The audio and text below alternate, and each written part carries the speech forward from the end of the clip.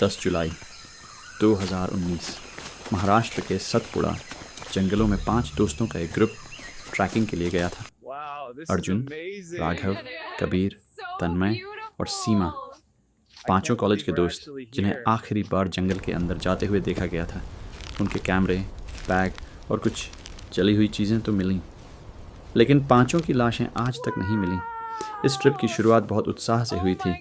सभी ने मिलकर सोशल मीडिया पर पोस्ट डाला, 1 हफ्ते की जंगल यात्रा, कैमरे पर हर पल कैद करेंगे। पहले दिन का सफ़र आसान था। हरी भरी पहाड़ियाँ, साफ आसमान और नदी किनारे कैंपिंग। सीमा ने वीडियो में कहा था, ये हमारी ज़िंदगी का सबसे यादगार ट्रिप होगा, लेकिन किसी ने नहीं सोचा था यही वीडियो उनकी आखिरी रिकॉर्डिंग बन जाएगी। दूसरे दिन दोपहर तक मौसम अचानक बदल गया। हवा का रुख दक्षिण की तरफ मुड़ा और आसमान गहरा नीला होते होते काला पड़ गया। राघव ने हंसते हुए कहा, शायद बारिश आने वाली है। सबने मजाक में कहा, जंगल में भी रोमांच चाहिए ना। लेकिन कुछ ही देर में हवा इतनी तेज़ चली कि टेंट उड़ने लगे। बारिश शुरू हो गई और तभी पहली बार उन्होंने वो आवाज़ें सुनी, पेड़ों के बीच किसी के चलने की आवाज़, जैसे कोई भारी कदमों से चारों ओर घूम रहा हो। अर्जुन ने कैमरा उठाया और टॉर्च की रोशनी उस दिशा में डाली। पेड़ों के बीच एक साया दिखा, इंसान जैसा, पर उसके चलने का तरीका अजीब था। वो सीधा उनके टेंट की तरफ आ रहा था। अर्जुन चिल्लाया, कौन है वहाँ? लेकिन कोई जवाब नहीं आया।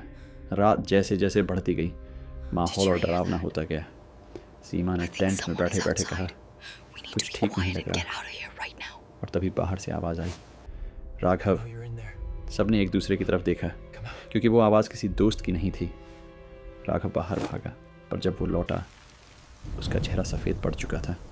उसने बस इतना कहा, यहाँ कोई है। सुबह हुई तो कबीर गायब था। उसका बैग वहीं पड़ा था, पर उसका कैमरा नहीं मिला। अर्जुन ने कैमरे में रिकॉर्ड किया, अगर ये फुटेज किसी के हाथ लगे तो समझ लेना हम किसी इंसान के बीच नहीं हैं। तीसरे दिन का सूरज भी जंगल की मोटी छतरी के नीचे कभी दिखाई नहीं दिया। चारों बचे हुए दोस्त अब रास्ता ढूंढने की कोशिश कर रहे थे, लेकिन जीपीएस सिग्नल गायब था। हर दिशा एक जैसी लग रही थी, पेड़, झाड़ियाँ और वही गंध जो पहले रात फैली थी। सीमा ने कहा, ये जंगल कुछ छुपा रहा है। राघव बोला, मुझे लगता है ये जगह हमारे लिए नहीं है। शाम होते होते अचानक फिर वही आवाज़ें आने लगीं, कदमों की गूंज, टहनियों का टूटना और किसी की भारी सांसें।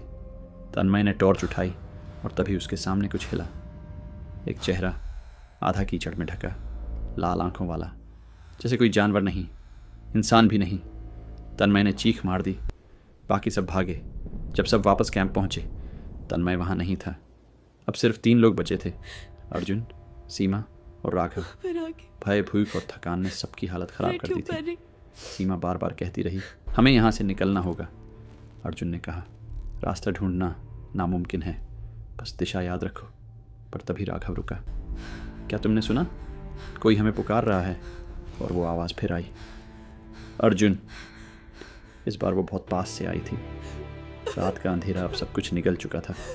कहीं से भी कोई रोशनी नहीं, सिर्फ बिजली की चमक और डर। अर्जुन और सीमा ने अपने फ़ोन की फ्लैशलाइट ऑन की और पीछे मुड़े तो राघव गायब था। अब सिर्फ 2 लोग थे। सीमा डर के मारे रोने लगी, हम क्यों आए यहाँ? ये जंगल तो किसी और का है। अर्जुन ने उसे चुप कराया और कहा, बस सुबह तक रुको, सूरज निकलेगा तो निकल जाएंगे। लेकिन सुबह कभी नहीं आई, कम से कम उनके लिए नहीं। कहा जाता है अगले दिन मौसम फिर साफ हुआ। स्थानीय लोगों ने बताया कि तूफान के बाद नदी का स्तर बढ़ गया था।